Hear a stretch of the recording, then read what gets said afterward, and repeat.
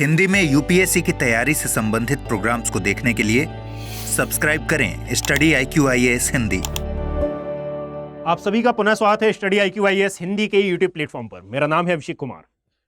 आपके लिए study IQIAS Hindi के प्लेटफॉर्म पर एक सीरीज स्टार्ट की गई है मेरे द्वारा, जिसका नाम है क्षेत्रीय भूगोल। प्रत्येक मंगलवार, गुरुवार और शनिवार को शाम को 5 बजे यह सीरीज आपके समक्ष एक वीडियो के माध्यम से प्रस्तुत होती है। यदि आपको यह सीरीज पसंद आती है तो मेरी आपसे एक रिक्वेस्ट है कि आप इसे एक बार, कम से कम एक बार अवश्य शेयर करें, अपने एक कलीग तक इसे अवश्य पहुंचाएं। और पसंद आती है तो अपना बहुत ही इंपॉर्टेंट रिस्पॉन्स कमेंट के फॉर्म में यहां पर छोड़कर जाएं, जो कि एक IAS एस्पिरेंट जैसा होना चाहिए। और इस वीडियो को लाइक अवश्य करें। प्रारंभ करते हैं आज का ये वीडियो। मैं आपको बता दूं कि इससे पहले 2 क्लासेस हो चुकी हैं और 2 क्लासेस में सबसे प्रथम क्लास में हमने यहां कवर किया था लद्दाख, जम्मू कश्मीर और हिमाचल प्रदेश को। जो सेकंड वीडियो था, जो कि गुरुवार को अपलोड हुआ था, इसमें हमने समझा था उत्तराखंड को। अब ये आज का 3rd वीडियो है और तीसरे वीडियो में हम एक ऐसे राज्य के बारे में डिस्कशन करने जा रहे हैं जिसको भारत का आबादी के अकॉर्डिंगली सबसे बड़ा राज्य कहा जाता है। क्षेत्रफल के मामले में यह चौथा है। वर्ल्ड के अकॉर्डिंगली यदि हम बात करें तो वर्ल्ड में पॉपुलेशन की दृष्टि से यदि हम देखेंगे तो ब्राजील को हटा देने पर यह 5वां सबसे अधिक आबादी वाला क्षेत्र बन सकता है। वर्ल्ड में पॉपुलेशन के अकॉर्डिंगली देखा जाए तो यह 3% का योगदान रखता है, बल्कि इंडियन पॉपुलेशन में यह लगभग 16% कंट्रीब्यूट करता है। याद रखिएगा कि यदि विश्व में कोई ऐसा देश उपखंड है या फिर देश का कोई राज्य है जिसकी पॉपुलेशन सबसे ज्यादा है तो यह यही है।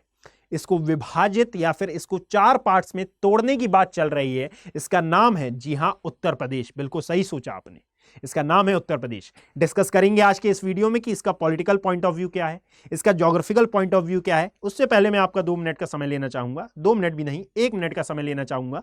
सबसे पहले इस सीरीज को प्रारंभ करने का उद्देश्य क्या है, जरा इसके बारे में डिस्कस कर लेते हैं।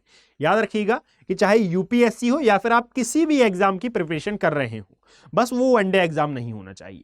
यदि आप स्टेट PCS के छात्र छात्रा हैं या फिर आप यूपीएससी के छात्र छात्रा हैं तो आपके लिए यह वीडियो काफी इंपॉर्टेंट है। वनडे एग्जाम देख सकते हैं, परंतु याद रखिएगा इतना इन डेप्थ पूछा नहीं जाता, इसीलिए मैंने वनडे का नाम नहीं लिया।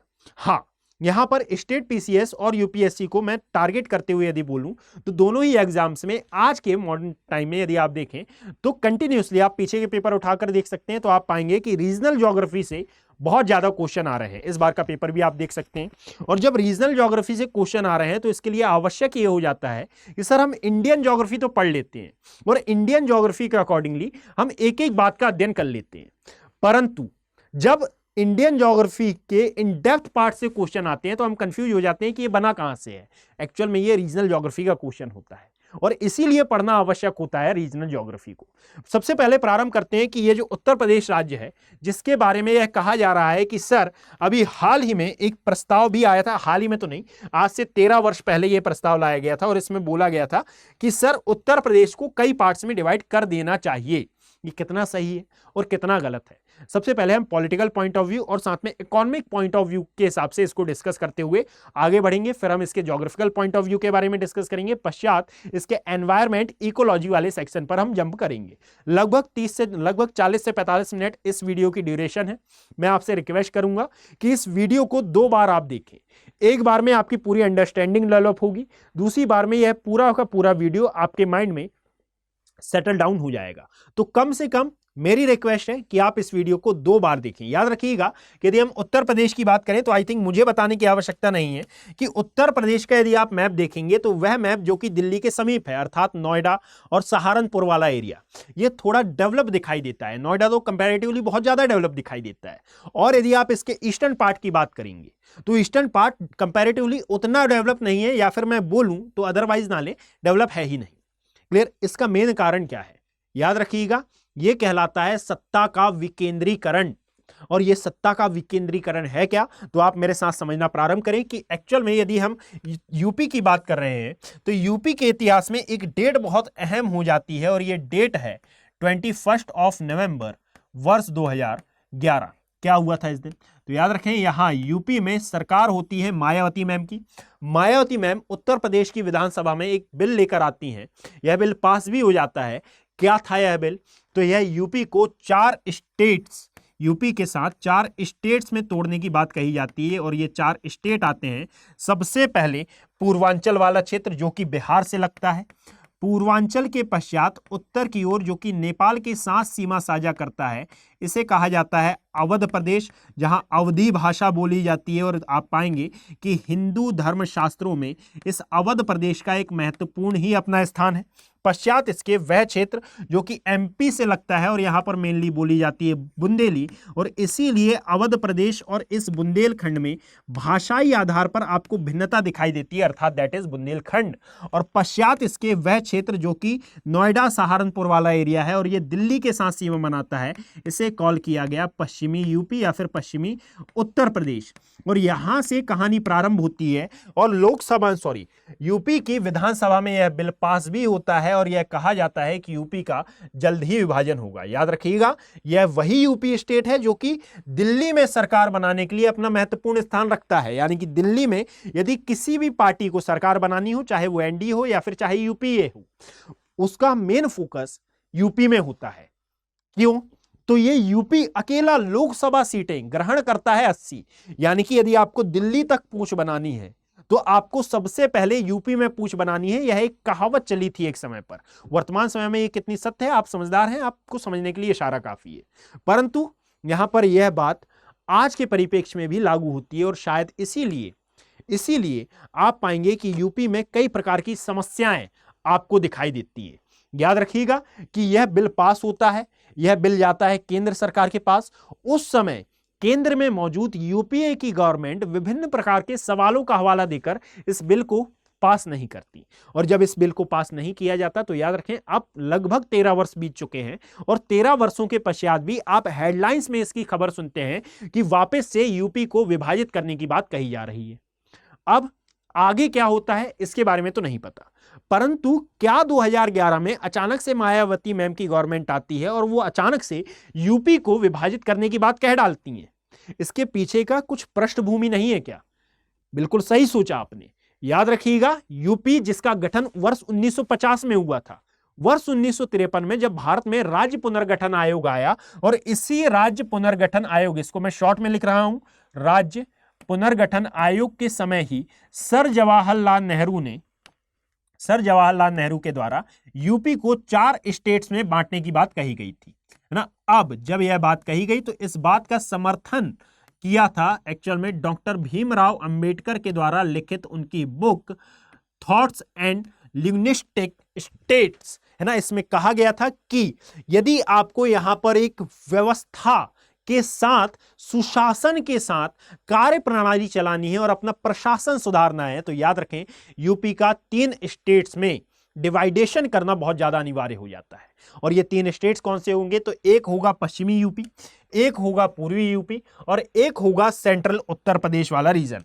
और यहां पर इनकी राजधानियां भी अलग अलग होंगी। अर्थात यदि आप देखें तो पश्चिमी यूपी की राजधानी मानी जाएगी मेरठ।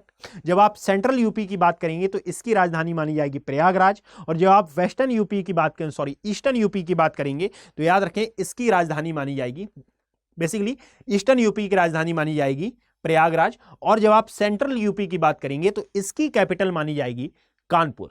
यह प्रस्ताव था, परंतु याद रखिएगा राज्य पुनर्गठन आयोग ने इस पर कोई ध्यान नहीं दिया और यह प्रस्ताव पारित होता है। और प्रस्ताव पारित होने के बाद एक नया राज्य बनता है जिसका नाम है उत्तर प्रदेश। और उस समय यहां उत्तर प्रदेश में ही उत्तराखंड भी विद्यमान था। अर्थात यदि मैं यहां मैप बनाकर बताऊं, और यदि आपने प्रीवियस वीडियो देखा हो तो आई थिंक आप समझ पा रहे होंगे कि मैं यह बात क्यों बोल रहा हूं, क्योंकि वर्ष 2000 वह ईयर था जब हमारे यहाँ 3 राज्यों का एस्टेब्लिशमेंट हुआ था। जस्ट अ सेकंड, मैं इसको थोड़ा सा पतला कर लेता हूं, है ना। हमारे यहाँ 3 राज्यों का एस्टेब्लिशमेंट हुआ था। ये कौन कौन से थे? तो उत्तर प्रदेश से अलग होकर बना था उत्तराखंड, बिहार से अलग होकर बना था झारखंड, और साथ में एमपी से अलग होकर बना था छत्तीसगढ़। अब यहां पर जब ये 3 राज्यों का निर्माण हो गया था तो फिर यहां एक नया प्रस्ताव 2011 में मैम मायावती के द्वारा लाया जाता है कि सर जब ये अलग हो सकता है तो यूपी का पुनः विखंडन भी हो सकता है। आप इस यूपी वाले सेक्शन को आप अलग करें, है ना, और अलग कर आप ये 4 नए अलग अलग राज्यों का निर्माण करें। अब बात यहां पर इंपॉर्टेंट ये है कि यदि 4 नए राज्यों का निर्माण करना है तो इसके फायदे और नुकसान तो आपको पता होने चाहिए, है ना। यहां पर लास्ट वीडियो में किसी बच्चे ने मुझे कमेंट किया था कि सर आप नीचे देख कर पढ़ा रहे हैं, वो लाइव क्लास थी। तो एक्चुअल में मैं आपको बता दूं बच्चे कि यहां पर मैं टाइम देखता हूं, क्लियर। यहां पर टाइम लगा हुआ है, उस टाइम ड्यूरेशन को मैं यहां पर नोट करता हूं। कारण यह है कि यदि मुझसे कुछ गलती हुई है तो मैं उसको वहां पर कट करा पाऊं। और यह वीडियो ज्यादा लंबा तो नहीं जा रहा है, क्योंकि बच्चे कई बातें यहां पर पकड़ तो लेते हैं, परंतु याद रखिएगा कि कई बार आपके कमेंट्स पढ़ना इंपॉर्टेंट हो जाता है। अब ये तो मैं आपको बता देता हूं कि ये बेसिकली प्रीमियर है। अब यदि आप यहां पर देखोगे तो आपको, जब मैं ये बना रहा हूं तो मुझे ड्यूरेशन देखना पड़ता है, तो मैं यहां पर नीचे नजर मारता हूं, क्लियर। अब मैं आपको पहले बता देता हूं कि जब ये आयोग लाया गया, फिर जब यह पिटीशन लाया गया, जब यह बिल लाया गया बेसिकली, तो बिल इसी आधार पर लाया गया था। अब यह बिल पास ना होने, बिल रुक जाने, या फिर यदि पास किया जाना है तो इसके पास होने के क्या क्या उद्देश्य हो सकते हैं, अर्थात इसके पॉजिटिव पॉइंट्स क्या हैं और इसके नेगेटिव पॉइंट्स क्या हैं, जरा इनके बारे में हम डिस्कस करते हैं कि सर क्या कारण है कि इस स्टेट का आप सेपरेशन नहीं होने दे रहे हैं, और क्या कारण है कि कुछ लोग इस स्टेट के सेपरेशन के सपोर्ट में बात कर रहे हैं। सबसे पहली बात आती है, अब मैं यहां पर 4 पॉइंट्स को लेकर डिस्कस करूंगा। सबसे पहले यदि मैं उन 4 पॉइंट्स के बारे में डिस्कस करूं, उससे पहले मैं आपके सामने यूपी का एक मैप प्रस्तुत करता हूं ताकि आपको बेटर तरीके से अंडरस्टैंडिंग डेवलप हो सके। देखिएगा, यदि आप भारत का मैप बनाते हैं तो भारत का मैप ये है। भारत के मैप के अकॉर्डिंगली यहां पर मैं एक और मैप ड्रॉ कर देता हूं ताकि आपको इस स्लाइड में कंफ्यूजन ना हो।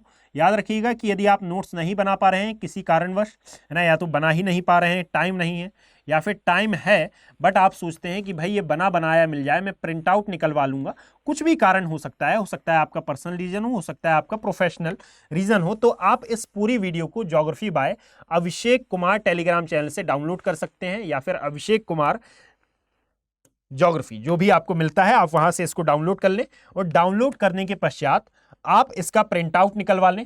अब किसी बच्ची का यहाँ पर मुझे कमेंट आया था कि सर आप ब्लैक स्लाइड यूज ना करें, तो बच्चे यदि मैं ब्लैक स्लाइड यूज नहीं करूंगा तो ये आपको दिखाई नहीं देगा अच्छे से। मेरा क्या है, मुझे तो पढ़ाना है, बट यदि आपको दिखाई नहीं देगा तो फिर कुछ स्टूडेंट्स आ जाएंगे और बोलेंगे कि व्हाइट स्लाइड में हमें अच्छे से दिखाई नहीं देता है ना। तो यहाँ पर कलर कॉम्बिनेशन अच्छे से बनता है और आपको अच्छे से दिखाई देता है, दैट इज वाई मैं ब्लैक स्लाइड का यूज करता हूँ बच्चे। इससे पहले मैं आपको एक मैप के थ्रू इसको बता देता हूँ कि भाई ये है हमारा यूपी वाला रीजन। यहाँ से जब आप आगे बढ़ना चालू करेंगे तो एक्चुअल में कुछ इस प्रकार से यह यूपी आपको देखने के लिए मिलेगा, और इस प्रकार से देखते हुए यह नीचे की ओर आएगा। नीचे की ओर आने पर अब यह इस वाले पार्ट से आगे बढ़ते हुए, जो कि झारखंड वाला एरिया है, इससे आगे बढ़ते हुए फिर आपको विभिन्न प्रकार के स्टेट्स देखने के लिए मिलेंगे। यहाँ पर जब आप आएंगे तो एक्चुअल में इस वाले पोर्शन से यह एमपी के साथ सीमा साझा करते हुए फिर आगे की ओर आएगा, और आगे की ओर बढ़ते हुए कुछ इस प्रकार से यह स्टेट आपको मौजूद देखने के लिए मिलेगा। अब मैंने इस प्रकार का मैप क्यों बनाया है, तो बच्चे याद रखिएगा कि ये केवल और केवल समझने के लिए है, इसका रियल मैप से कुछ लेना देना नहीं है। रियल मैप यदि आपको देखना हो तो आपके पास एक एटलस नामक वस्तु है, आप उस एटलस नामक वस्तु का प्रयोग करें, बुक का प्रयोग करें, और वहां पर आप इस मैप को अच्छे से सर्वसाधारण तरीके से देख सकते हैं और डिटेल में एनालिसिस कर सकते हैं। याद रखें कि यूपीएससी के एग्जाम में कभी भी आपको यह मैप सेपरेटली नहीं बनाना पड़ेगा, दैट इज वाई यहां पर एक हैंड मैपिंग आपके लिए पर्याप्त हो जानी चाहिए, है ना, ये मेरा मानना है।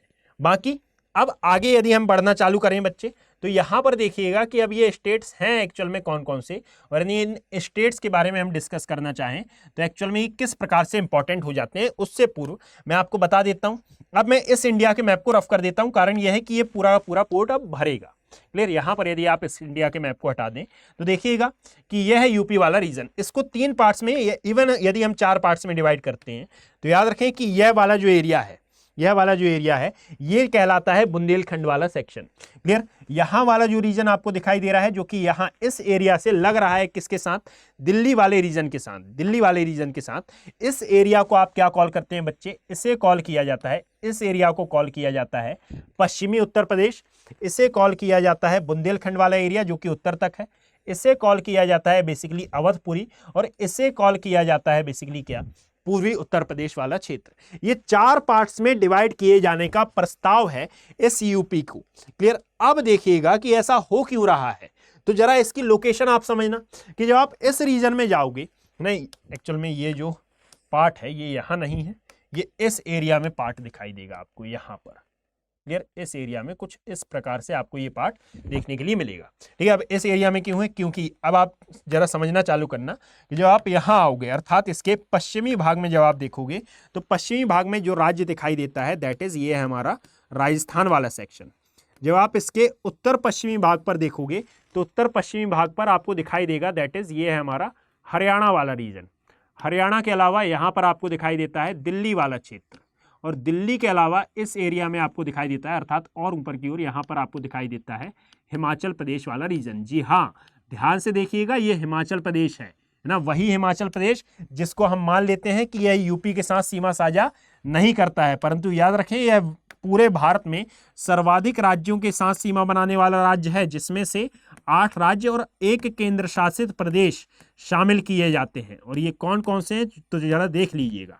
क्लियर, ये है हिमाचल प्रदेश।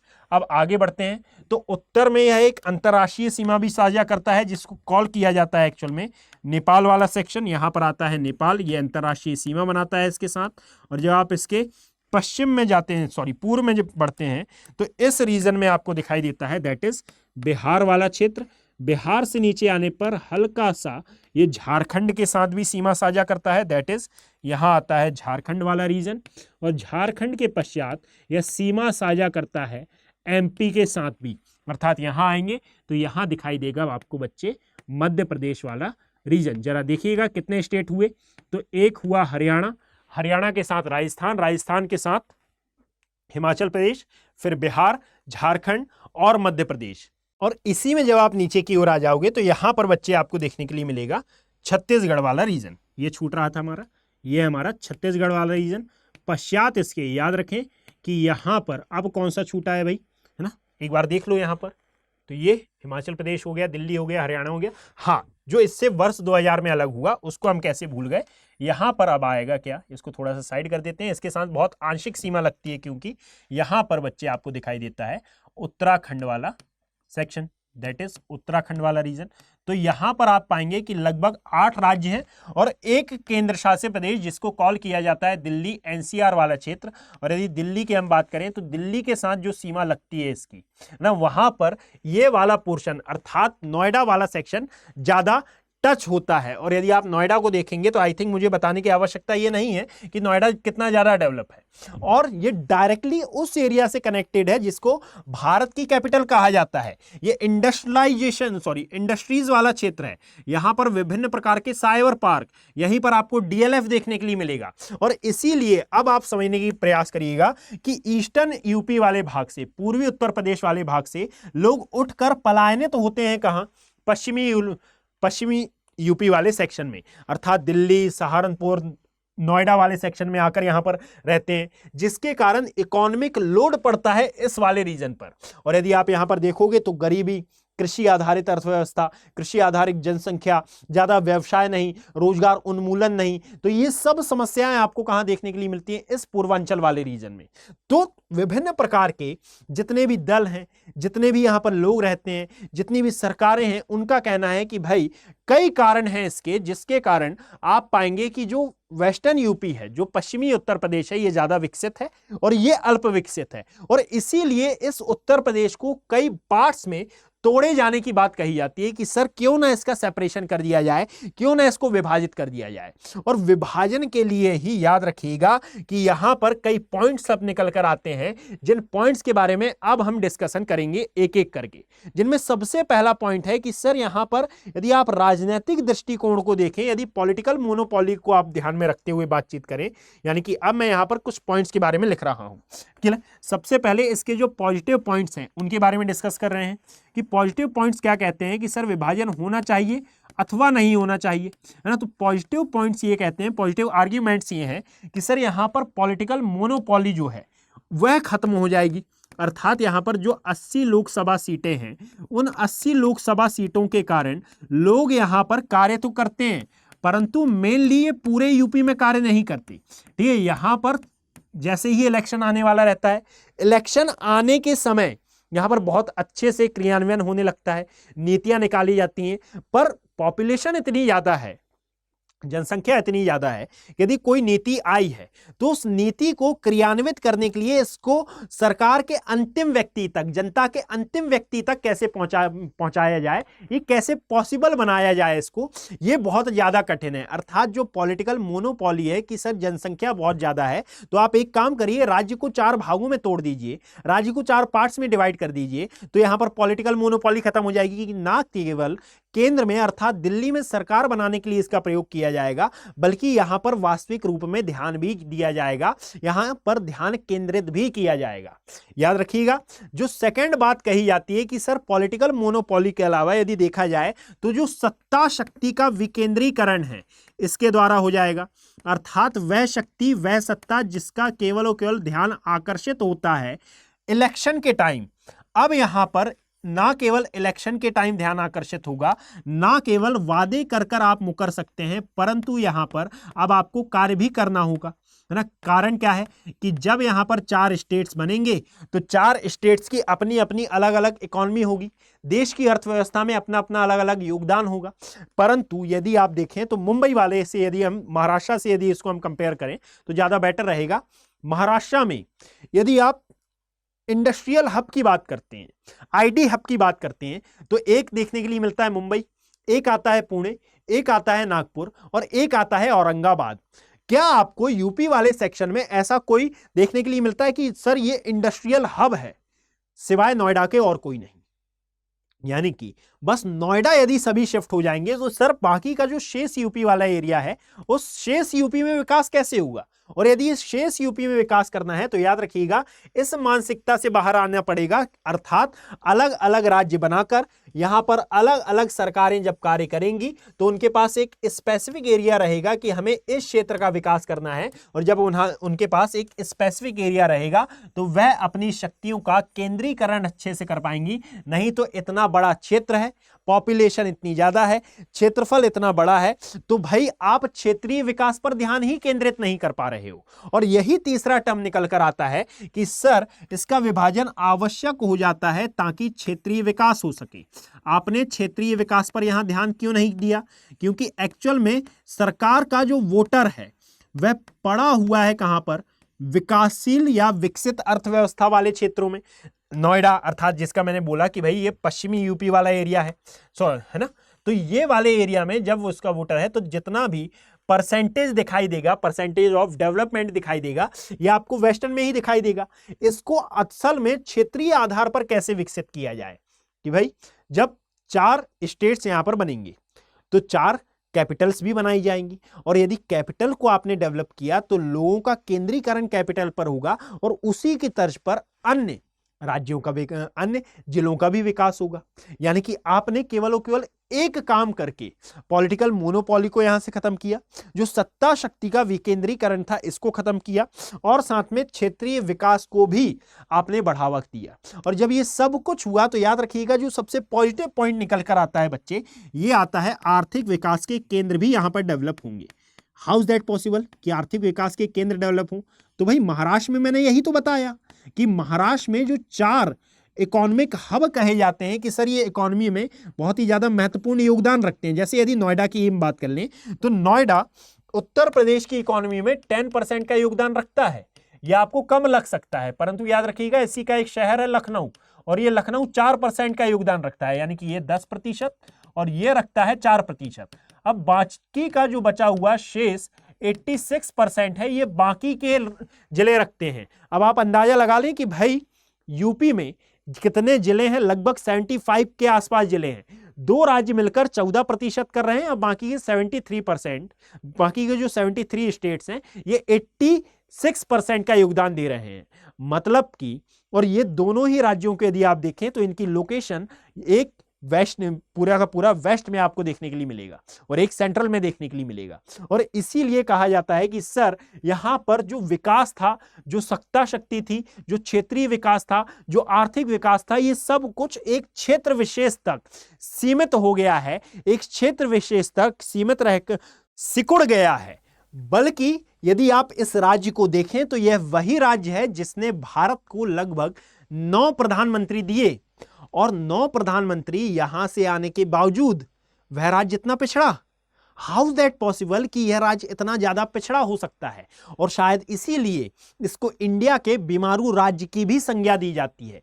याद रखिएगा कि यहां पर बीमारू राज्य से आशय मेरे को बिल्कुल भी, मेरा आशय यह नहीं है कि मैं उन लोगों को हर्ट करूं, परंतु हां, यह वास्तविकता की दृष्टि से बहुत ज्यादा आवश्यक हो जाता है कि सर वह राज्य जो कि पॉलिटिकली इतना ज्यादा पावरफुल है, जो कि इकोनॉमिकली ज्यादा पावरफुल है, और साथ में इकोनॉमी के सेक्शन में तो नहीं, परंतु हो सकता है क्योंकि उसके पास प्राकृतिक संसाधनों की प्रचुर मात्रा है, वह आज इतना ज्यादा पिछड़ा हुआ क्यों है? उसके पास युवा शक्ति सबसे ज्यादा है, वह इतना ज्यादा पिछड़ा हुआ क्यों है? और शायद इसीलिए वर्तमान समय में, जो कि 2011 से लेकर वर्तमान समय तक यदि आप देखेंगे, तो उत्तर प्रदेश के विखंडन को लेकर सवाल उठते रहे हैं, है ना, कि सर इसका विखंडन अर्थात इसका विभाजन करना चाहिए अथवा नहीं करना चाहिए। परंतु याद रखें कि इसके कुछ नकारात्मक पहलू के द्वारा, इसके कुछ आर्ग्यूमेंट्स के द्वारा जो कि इसके अगेंस्ट में दिए जाते हैं, यह बात कही जाती है कि सर हम इसका विभाजन नहीं कर सकते। अब ये तो थे पॉजिटिव आर्ग्यूमेंट। नेगेटिव आर्ग्यूमेंट की हम बात करें तो याद रखें कि केंद्र सरकार का और सभी आयोगों का यहां पर कहना है कि सर विभाजन के द्वारा जो लक्ष्य प्राप्त होते हैं या फिर जो रिजल्ट हमको मिलता है, यह कभी भी अच्छा नहीं मिलता। जैसे यदि आप यूपी और उत्तराखंड के विभाजन की बात करेंगे, तो यूपी और उत्तराखंड के विभाजन में आप पाएंगे कि यूपी के पास क्या गया, तो यूपी के पास गई वन संपदा, क्लियर, और उत्तराखंड के पास गई वन संपदा, पहाड़ी क्षेत्र, और यूपी के पास क्या आया, तो जितने भी खनिज संसाधन क्षेत्र थे, प्राकृतिक खनिज के भंडार वाले क्षेत्र थे, वो यूपी वाले रीजन में आए। इसी प्रकार यदि आप देखें तो एमपी और छत्तीसगढ़ के विभाजन में एमपी के पास चला गया इंडस्ट्रियलाइजेशन, और यहां हमारे पास क्या आया एमपी वालों के पास, तो यहां पर केवल और केवल वनीय क्षेत्र। मतलब कि जब भी सेपरेशन होता है तो संसाधनों का बंटवारा अच्छे से नहीं हो पाता, और जब संसाधनों का बंटवारा अच्छे से नहीं हो पाता है तो याद रखिएगा इसके कारण उत्पन्न होती है डिस्पैरिटीज, इसके कारण उत्पन्न होती है भेदभाव की भावना।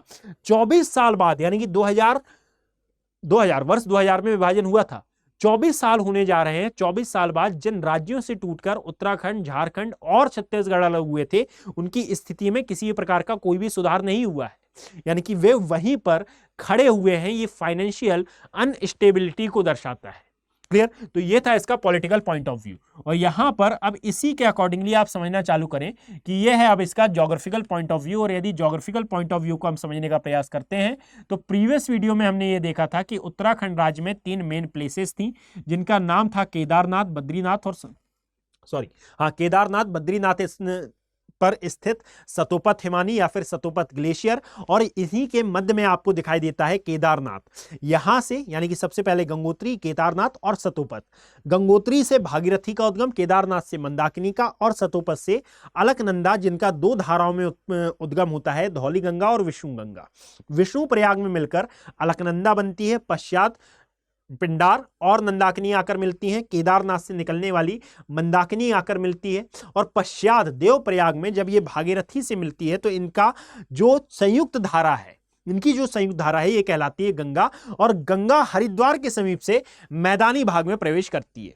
Is that clear? और जब गंगा मैदानी भाग से हरिद्वार के समीप से जब ये मैदानी भाग में प्रवेश करती है तो इसके पश्चात उत्तर में है उत्तराखंड, और यहां से यह प्रवेश करेगी अब कहां पर, या प्रवेश करेगी यूपी वाले रीजन में। अब याद रखें कि इसकी कई और सहायक नदियां आएंगी। अब इस मैप की लोकेशन के अकॉर्डिंगली मैं यहां पर केवल और केवल सिटीज को मार्क करूंगा। अब आवश्यक ही हो जाता है कि भाई आप एक बात जान लें कि यदि आप इसी प्रकार अपनी तैयारी को बहुत ही अच्छे से और माइन्यूट तरीके से करना चाहते हैं तो आप हमारे इन अर्जुन बैचेस से जुड़ सकते हैं। याद रखिएगा कि इन अर्जुन बैचेस की थीम है अभी नहीं तो कभी नहीं।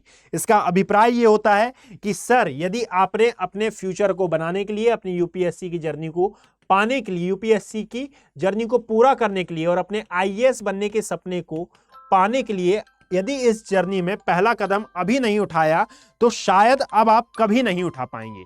और इसीलिए आशय है कि अभी नहीं तो कभी नहीं, अर्थात ये लक्ष्य है यूपीएससी 2025। और यदि आप 2025 का एग्जाम क्वालिफाई करना चाहते हैं वो भी फ्री ऑफ कॉस्ट, यानी कि आप फ्री हो सकते हैं केवल और केवल इन बैचेस को ज्वाइन कर दे। How is that possible? तो याद रखें कि इन बैचेस की फीस आपको पड़ेगी, यदि आप एकेबी लाइव कोड का यूज करते हैं तो 27,999 रुपए, परंतु यदि टेक्निकलिटी में देखा जाए बल्कि इससे कम ही होगा। टेक्निकलिटी में देखने पर आप पाएंगे कि ये बैचेस आपके लिए फ्री हैं। अर्थात यदि आप यूपीएससी प्री क्वालिफाई करते हैं 2025 का, तो यह पूरी की पूरी फीस आपको रिफंड कर दी जाएगी। और यह हो सकता है, कारण यह है कि बहुत ही जल्द अर्थात इसी 10 अगस्त से यहां पर बैचेस प्रारंभ हो रहे हैं शाम को 6 बजे। और यदि आप इन बैचेस का पार्ट बनना चाहते हैं तो याद रखिएगा कि अपनी पूरी यूपीएससी की journey free of cost avail करने का और साथ में अपने आईएएस बनने के सपने, लवासना जाने के सपने को पूरा करने का यह बहुत ही अच्छा चांस है। और यदि आप एकेबी लाइव कोड का यूज करते हैं तो हम इन बैचेस को 27,999 रुपए में आप प्राप्त करेंगे। याद रखिएगा, मैं इस आशा के साथ कि आप एक सीरियस यूपीएससी एस्पिरेंट हैं और आप इन बैचेस में मुझसे मिलने वाले हैं 10 अगस्त शाम 6 बजे। यहां पर मैं अपना वीडियो कंटिन्यू करता हूं। चलिए प्रारंभ करते हैं। यहां पर यदि हम आगे बढ़ते हुए बातचीत करें तो यहां पर मैं रीजनल एनालिसिस करूंगा और पश्चात यहां पर मैं अब ज्योग्राफिकल एनालिसिस के बारे में बातचीत करूंगा। यदि ज्योग्राफिकल एनालिसिस की हम बात करें तो याद रखें कि उत्तराखंड वाले भाग से, इसको मैं कॉपी कर लेता हूं, कारण यह है कि इस मैप की मुझे हो सकता है बार बार आवश्यकता पड़े। क्लियर। यदि हम देखें तो हरिद्वार वाले भाग से जब यह गंगा मैदानी भाग में प्रवेश करती है तो याद रखें कि उत्तर प्रदेश की 2 प्रमुख नदियां आती हैं जो कि बेहद ही इंपॉर्टेंट हो जाती हैं। और ये 2 प्रमुख नदियां कौन सी हैं? तो एक मानी जाती है गंगा और बच्चे एक मानी जाती है यमुना, है ना। और ये जो यमुना है यह प्रयागराज के समीप गंगा नदी में अपना जल विसर्जित करती है, अपना जल गिराती है। और जब ये गंगा नदी में अपना जल गिराती है तो याद रखें कि अब मैं यहाँ पर बिहार वाला सेक्शन क्रिएट नहीं कर रहा हूँ। बिहार की बात मैं बिहार वाले रीजन में करूंगा और यहाँ पर मैं गंगा नदी का एक पूरा का पूरा मैप आपके समक्ष प्रस्तुत करूंगा।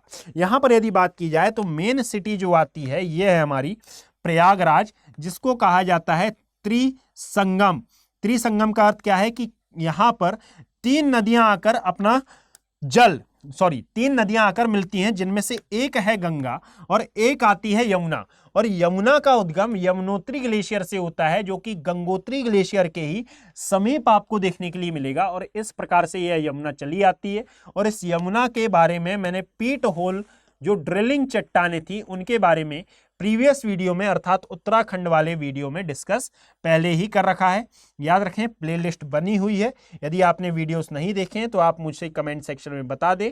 और यदि प्लेलिस्ट चाहते हैं, आपको नहीं मिल पा रही है तो आप मुझे बता दें, मैं इसको कमेंट सेक्शन में या फिर डिस्क्रिप्शन में यहाँ पर उस पीडीएफ को अपलोड करवा दूंगा, है ना, उसका लिंक। तो आप डायरेक्टली लिंक से भी पहुंच सकते हैं। ये यमुना के बारे में हमने डिस्कस किया था, गंगा के बारे में हमने डिस्कस किया था, पीट होल ड्रिलिंग चट्टानों के बारे में हमने डिस्कस किया था।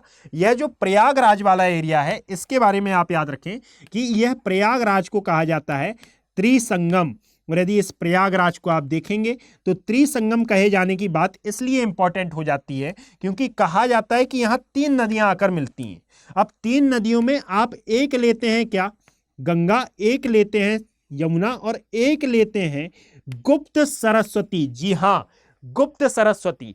अब ये गुप्त सरस्वती वही सरस्वती है जो कि वर्तमान में विलुप्त हो चुकी है, परंतु यह गुप्त सरस्वती की बात कही जाती है कि आज भी यह आकर मिलती है प्रयागराज में गंगा नदी से। और यह बेहद ही इंपॉर्टेंट तथ्य हो जाता है हमारे हिंदुइज्म के हिसाब से भी और साथ में ज्योग्राफी के अकॉर्डिंगली तो हो ही जाता है।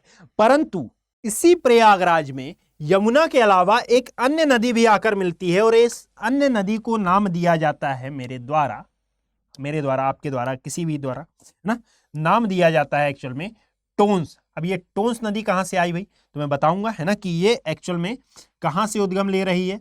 तो यह उद्गम ले रही है एक्चुअल में मध्य प्रदेश से, और यह मध्य प्रदेश से बहते हुए आ रही है और इस प्रयागराज में अपना जल विसर्जित कर रही है गंगा नदी में। पश्चात इसके सोन भी है, परंतु याद रखें कि सोन आ जाती है पटना में। दैट इज वाई मैं पटना तक अभी जा ही नहीं रहा हूं। जैसे मैंने उत्तराखंड के चर्चा ही नहीं की यहाँ पर, है ना, केवल और केवल उत्तराखंड के बारे में एक छोटा सा डिस्कशन कि सर उसको हमने पहले पढ़ लिया है, तो हम केवल और केवल यूपी के बारे में बातचीत कर रहे हैं। साथ में याद रखिएगा कि यहाँ पर और भी कुछ लोकेशंस इंपॉर्टेंट हो जाती हैं, जैसे लाइक यदि मैं बात करता हूं तो इसी यमुना की और भी कई सहायक नदियां हैं, जैसे कि लाइक चंबल, जिसका उद्गम इंदौर के समीप जाना पाओ पहाड़ियों से होता है और यह है यहाँ मध्य प्रदेश की सीमा से प्रवाहित होते हुए फिर आती है यूपी वाले रीजन में। और यूपी में एक स्थान मिलेगा आपको, दैट इज कॉल्ड इटावा। यहाँ पर आपको देखने के लिए मिलता है इटावा वाला रीजन। और इस इटावा में यह अपना मुहाना बनाती है कहाँ? इस यमुना नदी में, और चंबल के बाद आती है फिर सिंध, और सिंध कुछ इस प्रकार से चलते हुए एक स्थान आपको देखने के लिए मिलेगा यहाँ पर, जालौन, क्लियर, जालौन का जगमानपुर के समीप ये अपना मुहाना बनाती है या फिर अपना जल विसर्जित करती है इस रीजन में, अर्थात इस यमुना नदी में। ये सभी यूपी की ही प्लेसेस हैं, आपको इनको मार्क करते जाना है ना। और फिर जब आप ऊपर की ओर आएंगे तो यहाँ पर और भी कई नदियां हैं, जैसे कि चंबल हो गई, सिंध हो गई, इनको दोनों की मैं नेमिंग कर देता हूँ भाई। तो ये है हमारा इटावा वाला सेक्शन ई, है ना, और ये है हमारा जालौन वाला सेक्शन, और ये है चंबल, ये है सिंध।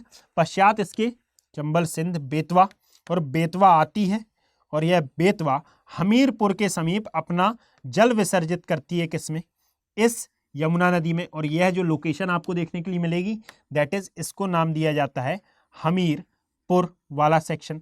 इसके बाद आती है केन, जिसका उद्गम मध्य प्रदेश में कटनी के समीप अहीर गांव से माना जाता है। यहां से ये ओरिजिनेट होती है, और ओरिजिनेट होते हुए जैसे जैसे ये आगे की ओर बढ़ती है तो आगे की ओर बढ़ते हुए फिर एक स्थान है बांदा, और बांदा के समीप यह अपना जल विसर्जित करती है किसमें, इस गंगा नदी में।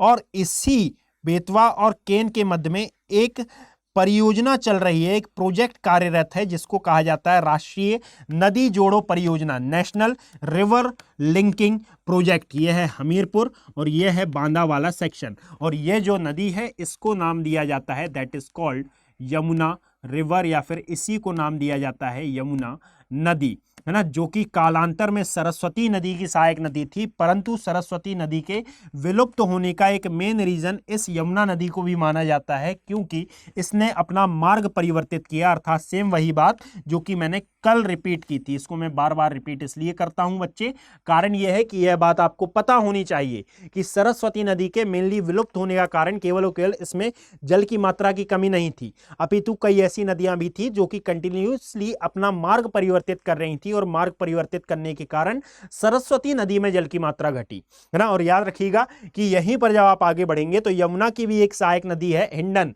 और यह हिंडन भी यमुना की सबसे मेन सहायक नदी है, और यह वर्तमान में इसमें जल की मात्रा कम हो रही है, जिसके कारण यमुना नदी में जल की मात्रा कम हो रही है ना। यह हिंडन कहां पर है, तो उत्तर वाले भाग से जब आप देखोगे तो यह यमुना नदी में आकर मिलती है।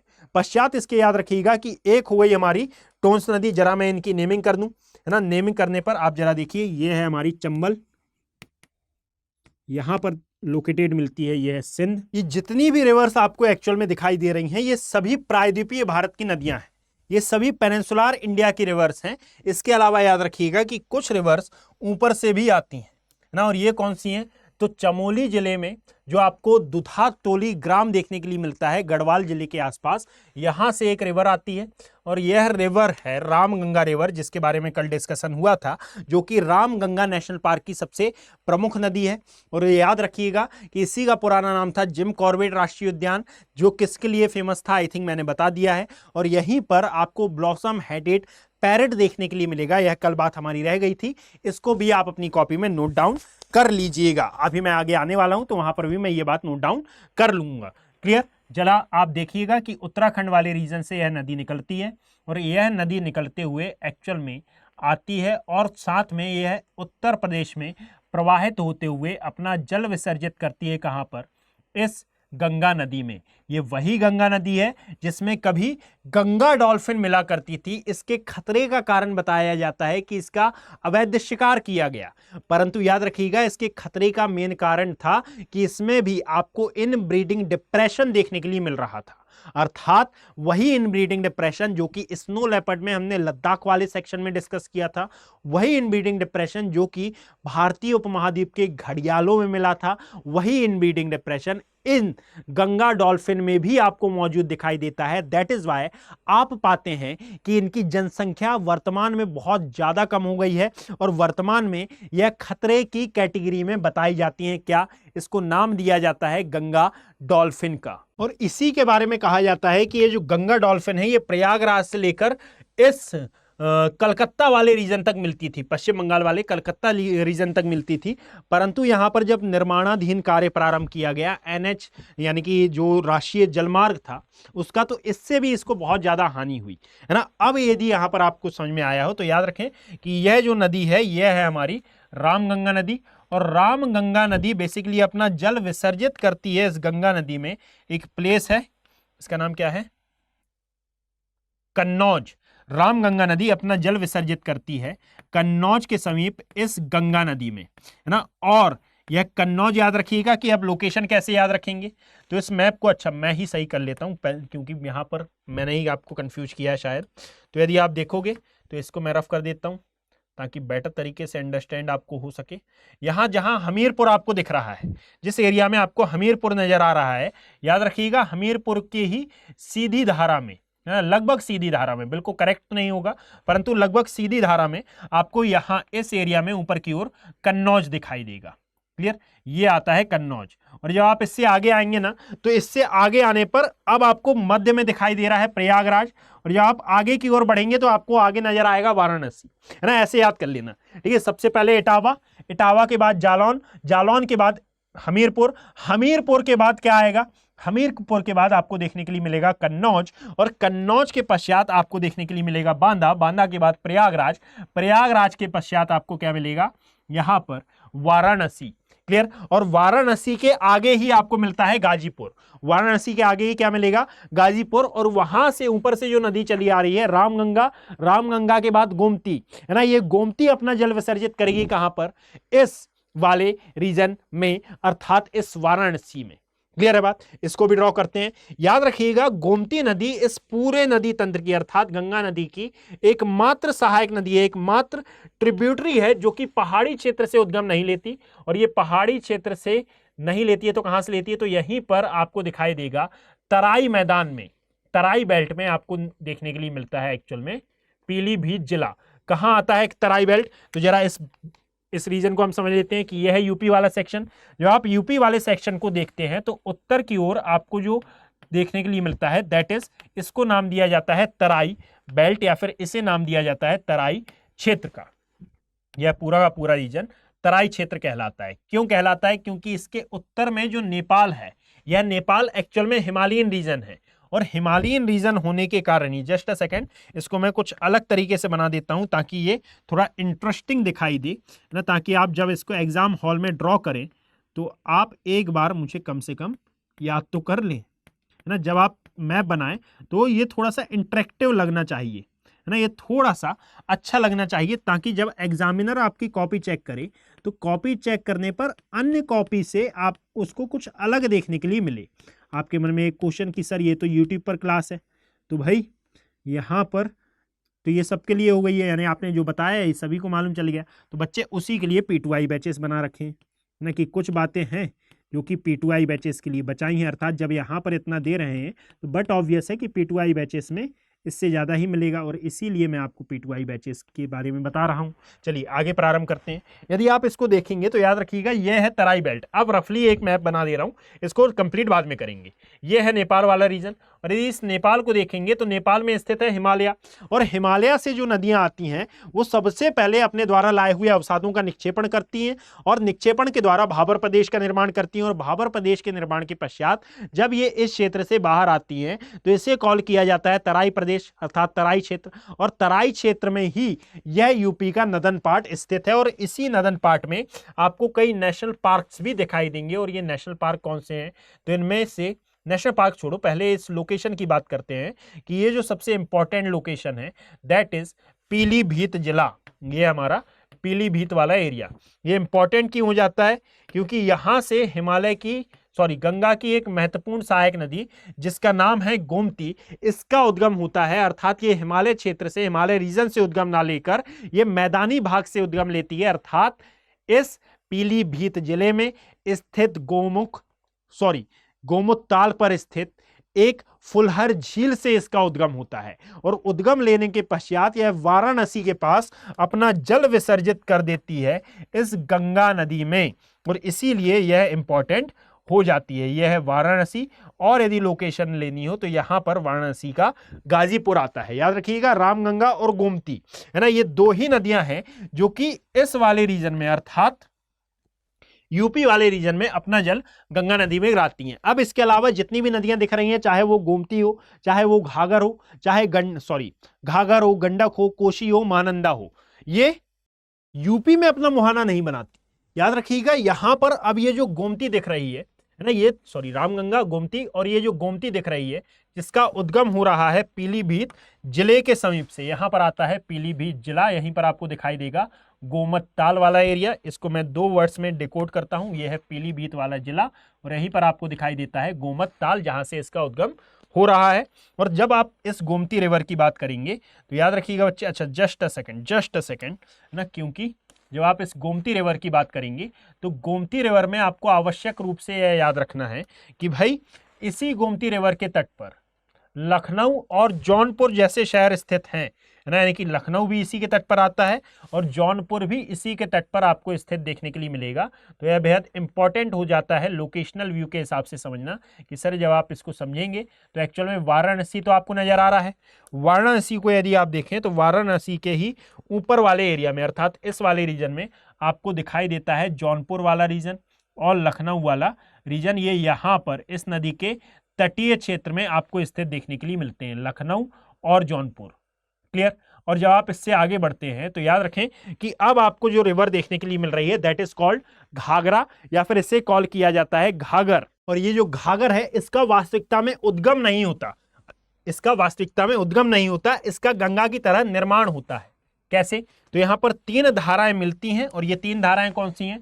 तो एक है सरयू, एक आती है जस्ट अ सेकेंड, एक है सरयू, एक बच्चे आपको दिखाई देगी शारदा, और एक आती है क्या? एक आती है हमारी राप्ती रिवर, जो कि इस प्रकार से आ रही है ना। और जब ये तीनों ही मिलती हैं सरयू, शारदा और राप्ती, तो फॉर्मेशन होता है एक रिवर का, फॉर्मेशन होता है एक नदी का, है ना। और ये नदी कहलाती है बेसिकली घाघर नदी, जो कि पटना के छपारा में जाकर अपना मुहाना या फिर अपना जल विसर्जित करती है इस गंगा नदी में। Is that clear? तो मैंने इतना ही ड्रॉ किया है। अब जरा इस बात को नोट डाउन कर लें भाई आप कि यहां पर आपको दिखाई दे रही है ये है हमारी घाघर रिवर, घाघर नदी, है ना। और इसमें नदियां कौन सी हैं? तो एक आती है सरयू, ये जो ऊपर वाली रिवर आपको दिखाई दे रही है सरयू, या फिर इसे ही कॉल किया जाता है कई कंडीशन में सरजू। और इसी के तटीय भाग में, इसी के तटीय भाग में आपको एक और सिटी देखने के लिए मिलेगी, और इस सिटी को एक्चुअल में क्या कहा जाता है? आई थिंक मुझे ये तो बिल्कुल भी बताने की आवश्यकता नहीं है, डेट तो याद ही होगी, यह है अयोध्या वाला रीजन, डेट याद होगी। इट मीन्स ये भी इंपॉर्टेंट हो जाती है, ये वाली बात मैं कर रहा हूं, अदरवाइज मत ले लेना इसको, नहीं तो मेरे को फिर आप लोग कमेंट सेक्शन में गुस्सा निकालो। क्लियर? जब आप यहां पर अयोध्या को देखते हैं तो याद रखिएगा ये किस नदी के तट पर स्थित दिखाई दे रहा है? सरयू। और जब यहां पर ये तीनों ही धाराएं मिल जाती हैं तो फिर इनकी धारा कहलाती है एक्चुअल में क्या? घाघर। और ये पटना बिहार के छपारा के समीप, जो कि बिल्कुल बाजू में ही वाराणसी के दिखाई देगा, वहां पर जाकर ये अपना मुहाना बनाती है। अब 1 मिनट में इन सभी नदियों के नाम लिख देता हूं, नहीं तो आप कंफ्यूज हो जाएंगे, है ना। यहां पर याद रखें कि ये जो लखनऊ दिखाई दे रहा है और ये जो जौनपुर दिखाई दे रहा है, ये एक्चुअल में इतने समीप नहीं है, ये थोड़े से दूर है। हाँ, कन्नौज से लखनऊ काफी समीप आपको देखने के लिए मिलेगा। Is that clear? और यदि समझ में आ रहा हो तो बस मेरी आपसे एक रिक्वेस्ट है कि आप इस वीडियो को बस एक बार शेयर कर दें, सरयू शारदा, है ना, एक बार शेयर कर दें, अपना लाइक कर दें, पॉजिटिव रिस्पांस दे दें, और साथ में यहाँ पर कम से कम 1 क्लिक तक तो इसे शेयर करें, अर्थात इन वीडियोस में इंगेजमेंट लाने का बच्चे प्रयास करें। यह मेरी आपसे रिक्वेस्ट है, यदि मानना चाहें तो। पश्चात इसके याद रखिएगा कि ये जो नदियां आपको दिखाई दे रही हैं, है ना, इन नदियों की किसी ना किसी कोई विशेषता है ना। अब यदि इन विशेषताओं पर हम बातचीत करते हैं तो याद रखें कि यहाँ पर सबसे पहले रामगंगा के बाद आई थी गोमती, है ना। यहाँ पर जब हम इन नदियों के बारे में बात कर रहे थे तो एक बात आई थी कि एक्चुअल में ये जो उत्तर प्रदेश है, इस उत्तर प्रदेश को यदि हम ज्योग्राफिकल पॉइंट ऑफ व्यू से डिस्कस करना चाहेंगे तो ये है पूरा का पूरा तराई बेल्ट वाला एरिया। और याद रखिएगा कि बायोडायवर्सिटी के अकॉर्डिंगली यह जो तराई बेल्ट है, यह तराई बेल्ट बेहद ही ज़्यादा इंपॉर्टेंट हो जाती है, किसके हिसाब से? बायोडायवर्सिटी के अकॉर्डिंगली। और बायोडायवर्सिटी है ना, बायोडायवर्सिटी के अकॉर्डिंगली ही यहाँ पर हमने 2 नेशनल पार्क बना रखे हैं इसी रीजन में। इवन यहाँ पर एक ही इंपॉर्टेंट है तो मैं एक की ही बात करता हूं। याद रखिएगा इसका नाम क्या आता है? दुधवा राष्ट्रीय उद्यान, दुधवा नेशनल पार्क या फिर दुधवा राष्ट्रीय उद्यान। और इस दुधवा राष्ट्रीय उद्यान से कौन सी नदी प्रवाहित होती है? तो बच्चे याद रखें कि इस दुधवा राष्ट्रीय उद्यान से गंडक नदी प्रवाहित होती है, जो कि आपको यहां पर दिख रही होती है। रामगंगा, गोमती, घाघर, गंडक, क्लियर, सॉरी, गोमती नदी यहां पर आपको प्रवाहित होती हुई देखने के लिए मिलेगी। और गोमती में भी कौन सी, घाघर में भी कौन सी?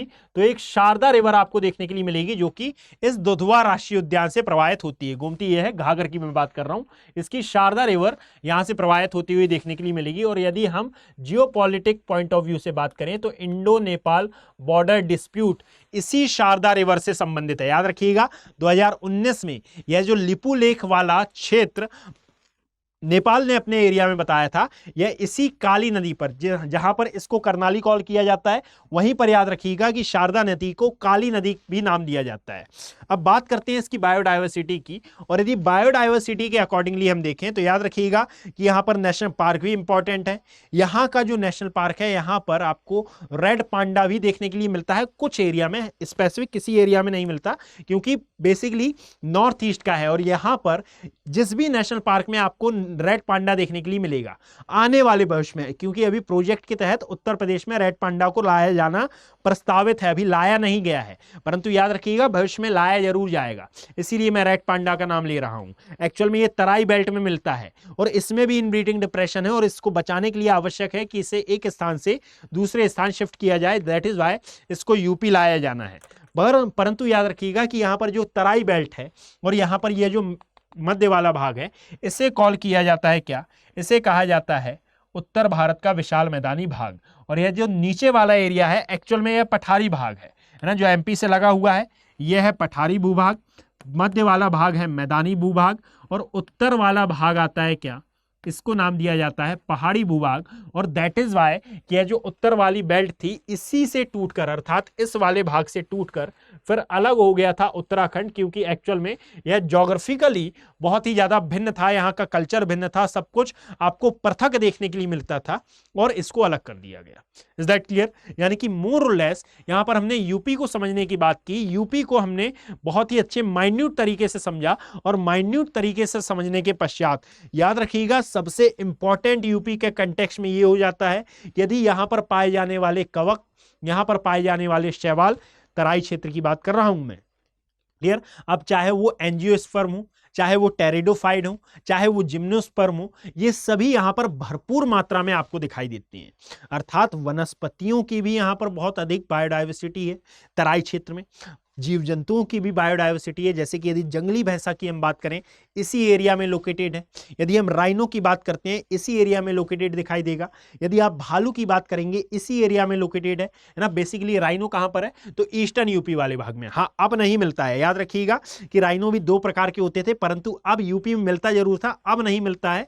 यदि आप बात करेंगे टाइगर, तो भारत का राष्ट्रीय पशु, तो वो तो मिलेगा ही। याद रखिएगा कि बायोडायवर्सिटी के कंटेक्स्ट में उत्तर वाला भाग इंपॉर्टेंट हो जाता है। यदि आप मध्य वाले भाग की बात करेंगे तो यह कृषि उपज में इंपॉर्टेंट हो जाता है, और जब आप नीचे वाले भाग की बात करते हैं तो यह खनिजों की दृष्टि से इंपॉर्टेंट हो जाता है। और यदि आप वर्टिकली इसको डिवाइड करना चाहेंगे तो यह ज्यादा विकसित है, ये वाला क्षेत्र अल्प विकसित है, और यहां पर आपको मिश्रित टाइप की अर्थव्यवस्था देखने के लिए मिलती है। यानी कि ये था पूरे यूपी का एक कंटेक्स्ट में north to south, east to west, पूरा का पूरा सेपरेशन, अर्थात एक नदी तंत्र के आधार पर हमने इसकी इंपॉर्टेंट रिवर्स को, इसकी इंपॉर्टेंट सिटीज को, उन सिटीज के महत्व को, और साथ में एक एक कंटेक्स्ट को समझने का प्रयास किया। अब मेरी आपसे एक रिक्वेस्ट है कि भाई यहां पर विरत दुबे सर की भी सीरीज स्टार्ट है, जिसमें वो प्रत्येक शाम 6 बजे से विपिन चंद्रा को कवर अप करा रहे हैं, तो आप इसे भी देख सकते हैं। कारण यह है कि इससे आपको विपिन चंद्रा को कवर करने में काफी हेल्प मिलेगी। और इकोनॉमी में एनसीईआरटी की सीरीज यहां पर चल रही है अतुल जैन सर की, जो कि होती है MWF में। आप यहां पर भी जाकर इसको ज्वाइन कर सकते हैं। याद रखिएगा, ये अब जो मेरा नेक्स्ट सेशन आएगा ये अगले मंगलवार को आएगा, तो आप देखना ना भूलें और टेलीग्राम चैनल से जुड़ना ना भूलें।